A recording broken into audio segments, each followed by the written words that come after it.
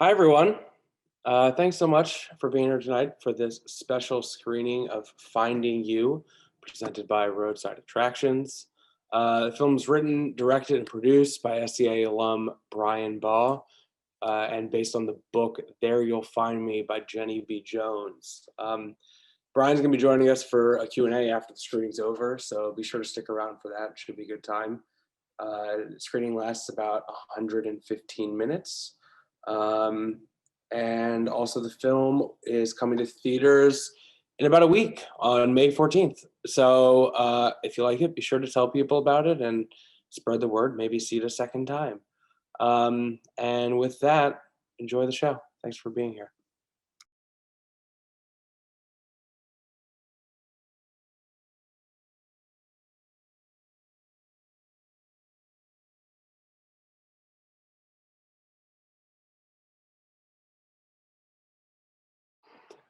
All right. Before I welcome Brian in here, I want to remind everyone we're going to have some time for audience questions at the end. So if you want, you can type those into the Q&A box at any point. And then when we get to that point, I will invite you up to join the panel and ask whatever question you want. You have your video on or not. Or if you would rather just me read that question at some point, just say so in the Q&A box when you type your question. And with that, Brian Baugh, thanks for being here. All right, I think I'm there. I think I'm with you. Yeah. Is that right? Is it Baugh? Was that right? That's right. Yeah. You got it right. How are you doing? Where are you calling from right now? I just got off a plane, was going from LA to Nashville. I'm working over here this week. Nice. Yeah. It looks like more of a Nashville look. I could Yes. Yeah, we're in the woods here. It's great. It's really nice. So I really appreciate you being here today. Let's just start with kind of the origins of this project. I know it's based on a novel. Right. How did it come into your hands to kind of adapt it? Yeah. There was an executive producer that I worked with previously who discovered the book, and we had just finished another film, and our team got along great, and he's like, let's just go do this one. And so he handed it to me to write, and we were off to the races. Which film was that you had worked on before? The World We Make. Nice. Yeah, so we kept some of the same producing team and whatnot, which was really, really nice. It's always good to work with people again. I did make the note. I think that is still streaming on Netflix. Is that correct? So if anyone wants to go back into at least that's what IMDb told me. So yes. If anyone wants to fact check me on that and watch another one of Brian's movies, go to Netflix for that. Yep. So what was your reaction to the? Did he come to you with this book, and then did you read it? Like, what were the things you kind of picked up on from the book, reading through it, of how you wanted to sort of translate to film? Yeah. It was a really unique book with a ton of different storylines. So I think I was attracted to a few things. Excited to do all these different stories together, first of all, and then secondly, obviously the foreign country excursion and the foreign exchange program vibe and experience, I think, is so impactful. And I was curious to see if we could jump into the point of view of that character and go abroad and experience the magic of going to another country and all the great things that can do for you. And so, yeah, I was excited about that. And then the music side too. I thought it'd be awesome to be able to weave in this great Irish music that I've always been a fan of growing up. So yeah, so all those things kind of coalesced. And so thankfully we were close. We went out there and did a trip to Ireland and just saw if we, scouted for some initial locations, saw if we could make it work, met with some producers out there, talked to the film board, did that whole thing. And then came back and said, yeah, I think we can do this. So walk me through the timeline of the trip to Ireland. Was this during COVID? Were there special permits that had to be done to kind of do this international filming? No, we were all done shooting in 2019. Oh, great. Yeah. So the release was probably delayed about 6 months, due to COVID. There was some initial talks of even coming out in late August, but Roadside really was aiming for January. after further thought. So, you know, we're just kicked back about 6 months, but yeah, we did most of the shooting in about 2 years ago. Does it feel weird coming back to it now after so much time? I do have a few other stories in my head. You know, when you been doing a ton of writing on some other things, and so yeah, so every few months I'll go to something and see it and again, and yeah, it's nice to get a little break of it, because definitely at the end you're a little bit sick of it. So let's you know, you're doing this shoot in Ireland. It's, I assume, having a lot of the same crew from The World We Make was probably helpful for that, of like having at least a shorthand with that crew that you were working with from last time. Yeah, it really was the I mean, a lot of the same people in post, you know, the same editor, same music supervisor. That really was the leadership. You know, Ken Carpenter, the producer, he and I had worked on both together. So that was really nice. And we were able to share the same vision going into this one. But yeah, the vast majority of our crew for production was all from over there. We didn't take anyone. So it was a great adventure to meet the Irish crew, and it was awesome. They were incredible. You had, I think you said before, you did the scouting of location, you know, a bit before, and kind of planning out how you were going to schedule this. Can you walk me through a bit of that? I'm sure it's a little difficult anytime you're shooting anywhere that you're not familiar with intimately from just living near there, but Yeah.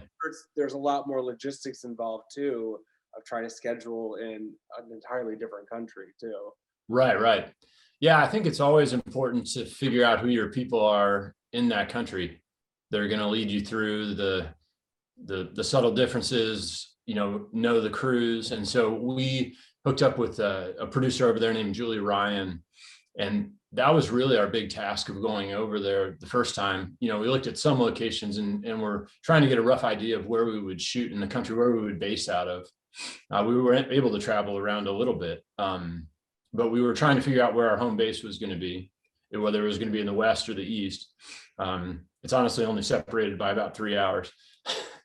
So like West versus East Los Angeles then. Right, yeah, exactly. It's like, yeah, driving in Friday traffic out to Pasadena. Exactly. From Santa Monica. So yeah, so we did that, but I think that was the big goal, is coming away with the people we wanted to collaborate with over there, and who was going to guide us through. And to get the tax credit, also you have to go with an Irish production company and team up with them. So that was a big part too. But of course, we're glad we did. She was great and built us a great team. I was going to ask this more specifically about the film, but I actually want to zoom out a bit. I noticed the pattern when I was sort of looking up some of your history. The features you've done tend to focus on these sort of young adult, sort of coming of age based type situation. Sure. Whether you would classify it from a genre perspective as that or not, it certainly was within that age group. Right.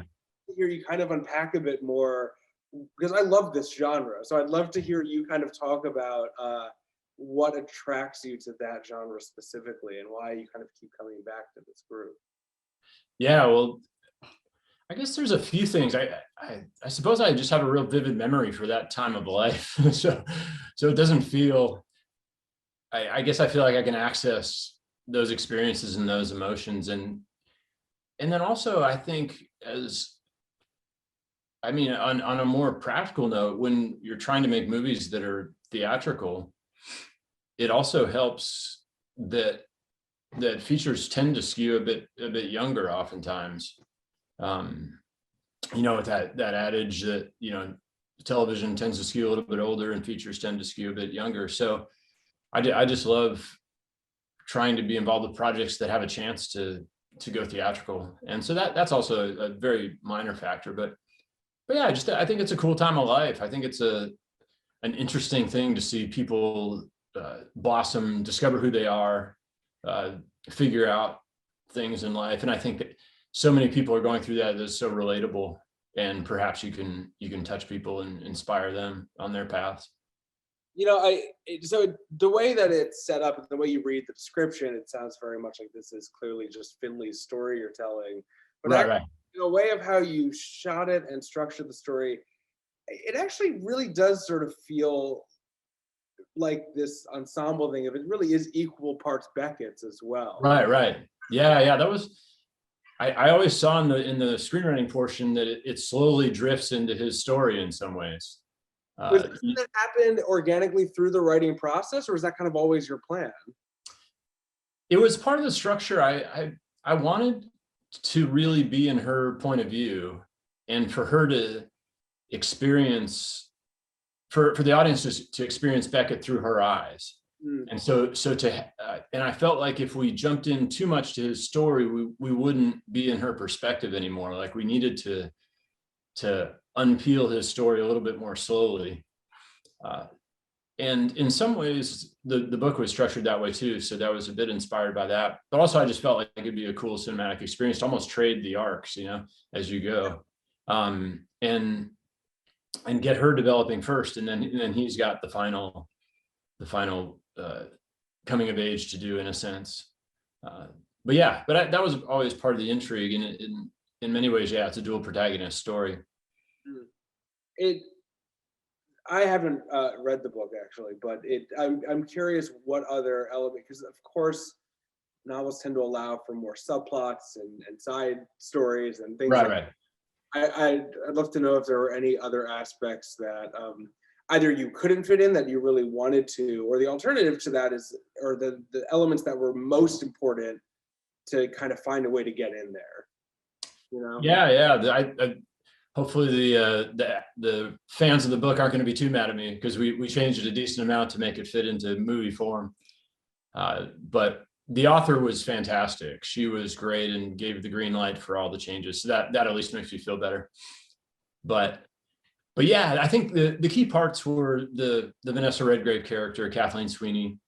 I think that was a big part. And then what I thought was most fascinating by it was Beckett's journey in it. And so that was an anchor to me as well, like having him go through this process of maturation through it and really standing up and trying to, I thought it was interesting to explore his world some and see what the conflicts would be if you were that type of person. I think narratively it can be hard, like what problems is the movie star going to have? You got everything you want. So it was a lot of, it takes a lot of work to try to figure out what those conflicts would be that the audience would buy and sympathize with and go on the journey with. And then I think the other cornerstone was Finley's music.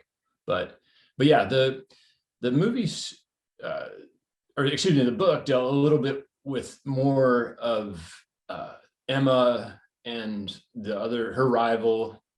And so what we did is we skewed a little bit away from that and skewed more into I made the Catherine McNamara Taylor character much bigger and built that up, because I just thought that was more interesting and more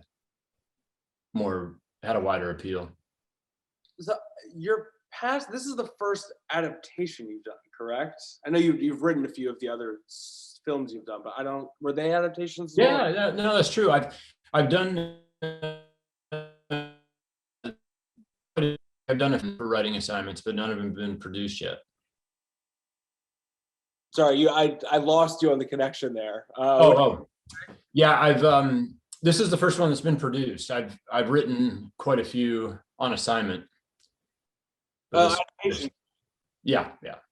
So is there a process that you have in addressing adaptations that like you preferred, since you've said you've done it a few times? Is there something that appeals more to you about an adaptation versus an original script, other than like, I think it's probably easier to produce an adaptation in terms of like, right, you can base off, hey, like this is marketable, we've done this. But so other than that sort of appeal, is there something that draws you to adaptations?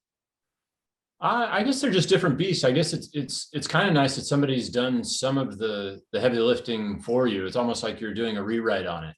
Yeah. And so you can snag all their good dialogue. So if they, but yeah, I guess I kind of like all kinds. So it's fun to mix it up. But yeah, if it's a great source material, then it's really exciting, because there can be so much work in the writing process early on to craft the story, and you're wondering if it works. And it's nice with an adaptation is you have this typically a core audience that has already validated their love of the story.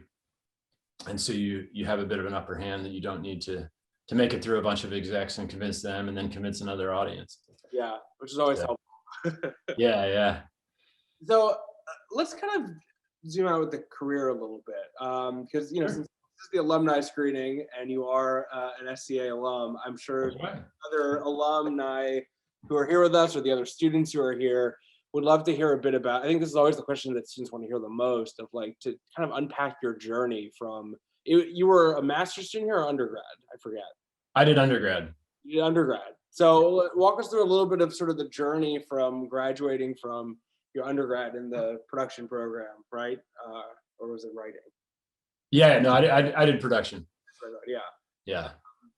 So walk us through a little bit of that sort of process of like going through the grind of trying to move your way up a little bit. Yeah. I think a key decision for me coming out was I thankfully had some professors who were very encouraging with the writing directing side, but I did a bit of an unconventional thing, and I went into cinematography. So I was just noticing, and perhaps it was a little bit of impatience to be on sets a lot, but it was actually through a 466 screening where I can't even remember who it was, but they sat up there and I was in the audience, watched their film, and then he said, just make sure that you're really prepared to direct your first film, because you likely aren't going to get two chances to make it good. You have one shot to be good enough to direct your first film to be able to do it again. So I don't know, I just took that to heart and took a little bit of the longer road and wanted to go be on a lot of sets and just absorb a lot, take a lot in. And so I intentionally chose this path as a cinematographer in order to do that, with the intention, perhaps, a decade down the road to veer back in. And that's pretty much what happened, I think, about 8 years in. So I was fortunate to shoot about 20 or more films as a DP, and towards the end of that, I was beginning to write more in between. And I was really fortunate too early on to get to intern and to be on some big studio pictures, and had some incredible mentors from the DP realm, like Dean Cundian and Alan Davio and Roger Deakins, who were incredibly helpful and really were always there to answer a question, or how do I light this car, or what do I do here? And so it was a wonderful mix of learning from them, getting to be on some of their sets, and then going out and practicing on my stuff and independent films and whatever I was doing. And so, yeah, so then that was my basis. And then from there, got a really unique opportunity I was writing, and I was planning to write my way into directing. And so I was starting to write spec scripts. And then as I was in the process of that and had got some good feedback on several of them and was moving down that path, I out of nowhere, based on a DP credit that I had, got an offer to direct my first film. Based on a DP job you had. Right. They had seen that and were impressed and said, "Hey, do you want to direct our movie?" Wow, that's great. Yeah. And so what was the connection of the person who had asked you? They had just seen that work and recruited you through that? Yeah, it was like your brother's aunt's mother's cat's best friend's nephew. It was this really long string. Yeah. But yeah, all throughout it was really getting close with a lot of producers, and they were really encouraging as well. And so it was things seemed to be heading that way. You had said there's that thing of people aren't going to give you the chance to direct twice, so make sure you do it right the first time. Right. I've interviewed a lot of first-time directors of their films. No one ever thinks they did it right the first time. Right. No, I guess that's I don't even think I did. I don't think I've done any of them right. Like there's all. But it's a learning process. With each version, you kind of take something new from it. Right. So what was, and the first film, was what, in 2009, I think, right? Was that the? Yeah, I think we shot in 2008, and yeah, it came out in 2010, I believe, theatrically in January, and then in video later that year. So you've had some time and some opportunities to kind of learn some lessons and build as a director. What were I'd love to know, especially as it applies to this film, since this was a new experience. Mhm. What are things that you have taken from those like past few works that really came through in this one, you think? Oh yeah, it's a great question. I think, man, it's so hard because it's so cumulative, and you're learning tiny little things every day, all the time. And and as I bounce back and forth from writing assignments to directing assignment, like each day, you're picking up something from a mistake you made and trying not to do it again. But yeah, I guess I feel I'm a lifelong learner, so it's I'm always just trying to ask people and learn and pick things up. So yeah, that's super hard to pinpoint a few things. But I mean, if you go back to even like I had shot some movies in another country, so I knew, okay, man, we got to figure this out. Or communication could be an issue, or they're going to have different shooting days, or all these different things. I got to make sure that the ADs do things the same way. And so you just a few questions to ask, and then as you're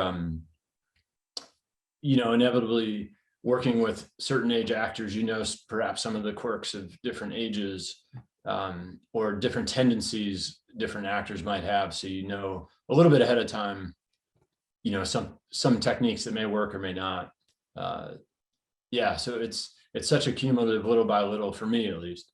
But I'm glad you brought up the just that acting component of learning these little ticks, because especially coming from a cinematography background, I find I have friends who sort of started in cinematography and they wanted to work toward directing. The thing is, for some of them, the dealing with the talent is something that doesn't come as naturally to them. They really are image minded. They're oh, thinking. right, yeah. Um, did you feel like that was sort of, I don't want to say was it a learning curve? I mean, it's always a learning curve, but Sure, it's sure. more of like, what were things that you have realized help you connect to the talent in a way that maybe wasn't there originally, coming from the cinematography background? Right. Well, I think the greatest gift you have with a cinematography background is being on set and seeing so many different types of directors deal with different types of actors, and you just have the front row for all of that. And there are even occasions where they have to go do something or get sick or are going to deal with an investor, and you're left there. There was a few occasions where I would go and direct actors. So or you would jump off and do a unit or split up or things like that. So I felt, I mean, to me, I've always felt really comfortable with that, but I was less of a technical DP that was so excited about the next gizmo and the new camera and I was far more Bruce Block oriented and trying to just create visual design and tie elements to story. And I think that's why I was naturally moving into direct, because to me it was all about the story, and I was really drawn to accentuating those. So progression, and I think I had practiced and studied and worked with enough actors that it was a really, yeah. And I think with some younger directors that like haven't been on set, like the whole environment of just dealing with the time pressures and the whole environment of set, like when you've been on so many, you're just really used to the rhythm of how things work and how much time you're going to have and how fast the sun is setting and how fast you need to set up a few shots. And I think that comfort allows you more flexibility and more relaxation in dealing with actors, whereas some other directors perhaps come from a writing background that aren't just as used to the mechanics of the set. So I found, to me, I was very, because I knew that so well, I found I had extra time. It almost was easier in a way, because you didn't have to worry about all the technical stuff, and you had a DP to lean on for all that. Was Bruce one of your main mentors when you were at USC? Was he I didn't know him very well, but I did take the class, and my friends and I and our fellow SC classmates, we ate it up, and some of my early DP buddies, we just loved it, and I would incorporate it into every film and incorporate it into this film. So I want to bring in some more audience questions. While we kind of wait for some more of those to come in too, I kind of have to ask, because you brought up this thing of, as a cinematographer, being able to sit behind some directors and really watch their styles. And I'd love to know if there's one who really comes to mind now as like, yes, this person was pretty influential to how I decided I want to kind of conduct myself when in that role. oh yeah, well, I actually haven't been on a set too much with him directing, but Sean Levy, Yeah. who he was a grad student while I was an undergrad, and we had worked on some. I was working on some graduate films as an undergrad, and one of them he was on, and we just became really good friends. And he really mentored me a ton back then, and then we had kept in touch through the years. I mean, he's so busy now, we don't spend as much time together, but I just loved how he was on set. He's so much fun, and he's just wonderful in how he goes about things and how he inspires folks and talks to actors. And because he had been to Yale Drama and came out of an acting background, he was really influential early on in coaching me up even to direct my student films. So, but yeah, I would say him, and then but other great ones along the way that I've learned tons from. But he has a special place in my heart. Yeah, he's a great guy. He's come back quite a few times for events for us, so we're fond of him as well.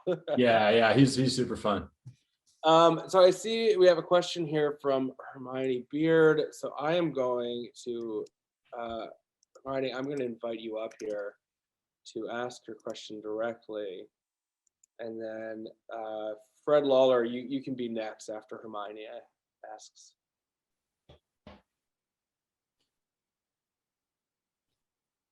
Okay, I see you're with us. If you want to put on your camera, you can, or just do audio only, whatever works for you, Hermione.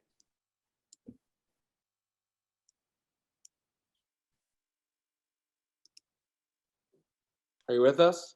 Yes. Can you hear me? Yeah, now we can. Yes. It was a beautiful film. Oh, thank you, Hermione. I'm Nice. not I'm not camera ready, but It's late. That's okay. no, beautiful film, so much needed in this day and time. It was so uplifting. But I wanted to know, all of the actors were excellent, but how was it working with veteran actress Vanessa Redgrave? Oh, that was a real privilege. I was honored, 6-time Academy Award nominee. I was so excited to be able to learn from her and to work with her. Yeah, I was just so struck by how hard she worked. She was so focused and so attentive, and just really on it the entire time. And we spent 4 or 5 hours the day before her first day of shooting, going through every line of the script and working through the intentions and all of the details and props and everything. And it was just such a delight for her you can see why she's so good, because of all the effort she puts in. Thank you so much. Absolutely. Thanks, Hermione. Fred, I'm going to bring you up to ask your question next. I think it's a good pairing question. Okay. Let's see.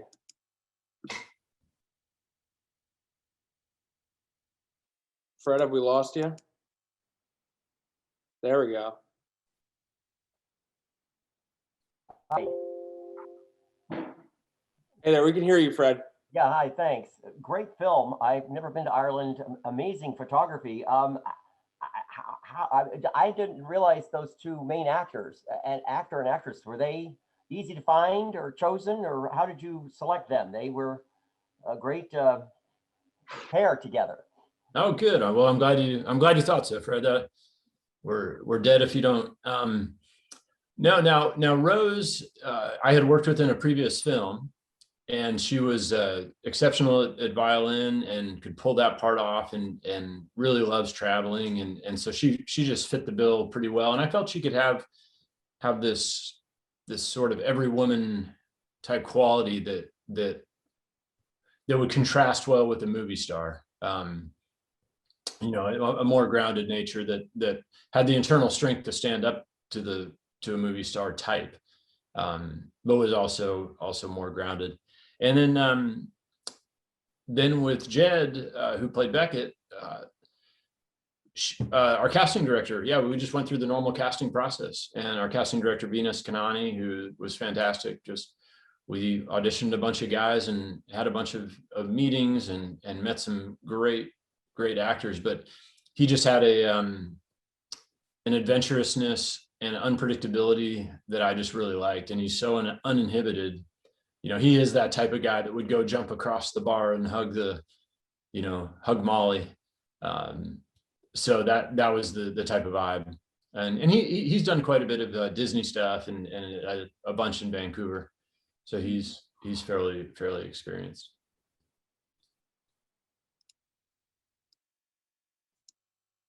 All right, thanks, Fred. So I'll sort of follow up on that. I'm so glad that he asked that, because I would never even have thought to have asked if Rose actually plays violin. I just assumed that was fake. So that's really cool. So did you write this part specifically for her with that in mind, knowing that she plays and that you were kind of familiar with her?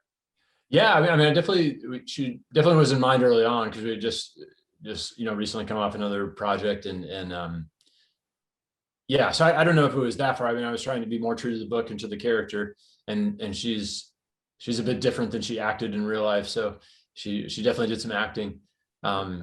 But yeah, the whole violin thing, like, we really wanted it to be authentic and to try to pull that off. So she was playing on set and was able to do all the notes, but we did overdub her with one of the best violinists in Ireland, Zoe Conway, who is just stunningly fabulous. Like, she was just amazing. And she actually does some of the close-ups, the really complex inserts, when they're doing that plucking and some of those things. Well, I think that's always one of the hardest things about music films, is the, like, getting talent who actually is good enough to play the music so that at least it looks real. Like, even if you cast someone else to actually play the instrument. Right. Yeah. So, I mean, she trained for 3 or 4 months beforehand. Rose did, and had a violin teacher, and the violin teacher was hating me for doing that Paganini piece up front. That's just super hard. I mean, that thing is what people would try out for Juilliard type music schools with. And so she was just pulling out her, do we have to do this one? Do we really? So that was funny. But Rose did a great job. And that first shot of her, I was trying to hold as long as possible, just so we can sell that for the whole movie. Because I believe if we sell it in that first scene, then you'll buy it the whole rest of the time. Yeah, absolutely. Tell me a little more about Zoe and choosing her to be because that's like the voice of the whole movie in some way. Right. This fiddle that kind of comes through the whole score. Yeah, absolutely. Yeah, if you have a chance to you can YouTube some of her. Again, her name's Zoe Conway. She actually was from about a half an hour away from that little village that we choose to shot in. So it was just the most serendipitous thing. And I think we had actually chosen her before we'd even chosen that location, because we started the music quite early on. So I brought on Tim Williams, the composer, and then he brought on his friend who was a composer from Ireland, Kieran Kiley. And Kieran knew her in some way. I'm not exactly even sure how, but yeah, so she was a really intimate collaborator, and we would be inspired by some of the stuff that she could do. And we were trying, with some of the more flashy techniques that she could do, we were actually trying to insert those into traditional Irish songs where they didn't always work just so we could have some really distinctive things visually that you could tell that she was picking up throughout the course of you know, her musical advancement in Ireland. And so yeah, so Zoe was a great collaborator all the way throughout, and we were so lucky to have her. Yeah, the finger plucking technique that happens, I thought was really great. It's a great, because there's something visual that's happening with it, but you can also hear it, and it's like a nice little cue of, oh great, she's learning the language of the Irish fiddle here. Right. Yeah, so it was that, and then that bouncing of the bow, when it goes, brr, brr, like, I mean, Zoe, we kind of stumbled across those on some of her YouTube videos. Like, this is amazing. And I think, yeah, with the subtleties of playing violin, like if you were trying to do some, I was just searching for some very visual things that would translate, that viewers could pick up very quickly, that, okay, we saw Seamus doing that, and now we see Finley doing that, and okay, she's learning. Otherwise, yeah, you'd have to kind of get into the minutia of you know, fiddling technique, which would have been time consuming. Now, I'm assuming Zoe and your composer did not work together to actually compose the original score, like he did that on his own, and then Yeah, played, right? Yeah. So they would compose it, and then again, some of it was based on some of her stuff, or some traditional songs that she had done, and so, but they would compose it, put it together, say, hey, would this work, and then she would go record it and send it back over. And had you worked with your composers before? It's Tim and Kieran, right? Yeah, I had Tim and I had done 2 films before, maybe 3, and then Kieran had actually he's an exceptional player of a bunch of pipes and whistles that are very traditional to Ireland, and so he has a long history of playing on a whole number of soundtracks and scores and whatnot, and so he had actually played some of those on a previous film that, you know, and I didn't even realize it. So well suited for this one then. Yeah. No, he was great, and it was really great to have someone on the inside that knew all the traditional songs, and yeah, and then that song Galway Girl, there was the first song of the town festival, is sort of like Ireland's like Sweet Home Alabama. Like if you're in Alabama and that song plays, you know, or, you know, California Girls, if that's playing in California, like for Ireland, that it's actually written by a Texan, oddly enough, but but they've adopted it over the past 30 years, and so it feels like every person in the country can sing along to that song. So that was real cool that we got the rights to that. That is a great one. So we have a few here from Sprott Woods. I'm gonna go with this one here, which is this is kind of an interesting question about how the experience of he asked about onset or pitching, but how has it changed with the rise of streaming platforms? I'd love to actually pivot that specifically to the idea of pitching a story and getting funding and sort of kind of work through that process in terms of some of the changes you've seen in the rise of streaming. So say that again, just so I understand. Yeah, so he asked about how has the experience on set or pitching changed with the rise of streaming platforms? So you can answer either of those. I'm really interested actually in the pitching side of that, and in terms of soliciting funding and sort of anything that you've noticed that's unique to the streaming process in terms of all right. of that. Yeah, I guess in some senses it feels like they're just different options, as opposed, and maybe even in some ways it feels like there's more opportunity with that. Again, with a good chunk of mine, they've been independent in nature, and then oftentimes we've had a distributor interested beforehand. And so in some ways during prep, our distributor relationships are beginning almost as we're starting. And there's several interested that are coming along for the ride with us a bit. So I guess I haven't done one yet where that Netflix deal and the other one was done after the fact by a sales agent. And so, yeah, I guess I don't have a ton of experience with doing streaming deals beforehand. And Rhodes, I was involved with this from the beginning, right? This is one of those examples of. Yeah, I think it was right around when we finished filming that we were talking to one of the producers had worked with them before. And so they were aware of it. And then we began that relationship and the talks about it. Yeah. So. I love this question from Trace Slobotkin. Oh, no, that guy. Wants to know, I'd like to know what his favorite part or best memory about being a film student at USC, and do any of those highlights involve the great Joe Bob Smith? So Trace was probably the funniest guy in my film school class. So, you can't ever expect anything normal from him. But yeah, I would say all the memories are from Joe Bob Smith.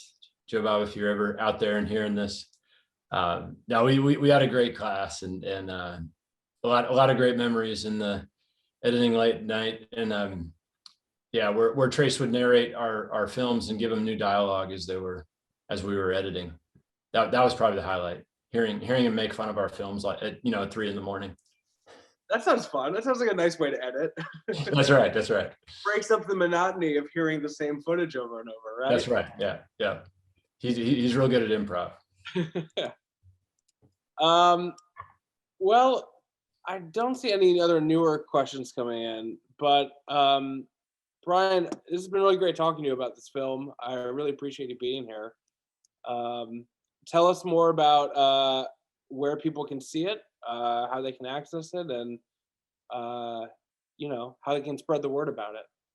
Absolutely, yeah. So it comes out May 14th in theaters all around the country. So I think we're going to be in around 1,400 screens, and the roadside guys say it may expand beyond that the second weekend to some smaller towns. So yeah, it's in theaters only. We decided to keep it exclusive and not do a streaming deal up front like some of the others are. Mm-hmm. So yeah, you got to get out and get back to the theaters and support the theatrical experience. So May 14th that happens.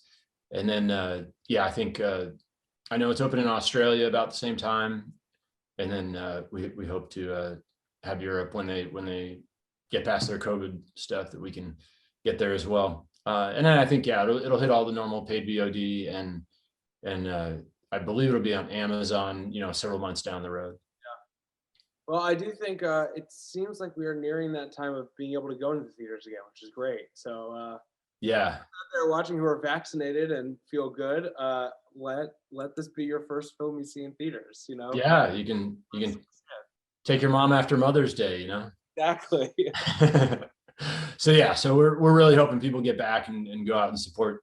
We're excited to export exhibitors and to do what we can, and because it's so hopeful and upbeat, we're really hoping it can be a good escapist venture for this time and this season in our culture.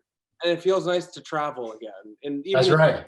Film form, Yeah. If nothing else, you can jump overseas and take a trip to Ireland when you can't get in the country right now. Exactly. Well, Brian, thanks again for being here. This has been such a great night, and I appreciate you sharing the film with us. And it's best of luck with the release on it. And for everyone watching, thank you for being here, and be sure to tell people to go see it. You bet. Thanks, guys. Thanks, Matt. Appreciate it. All right. Thanks, Brian. Take care. Yeah. Have a great night.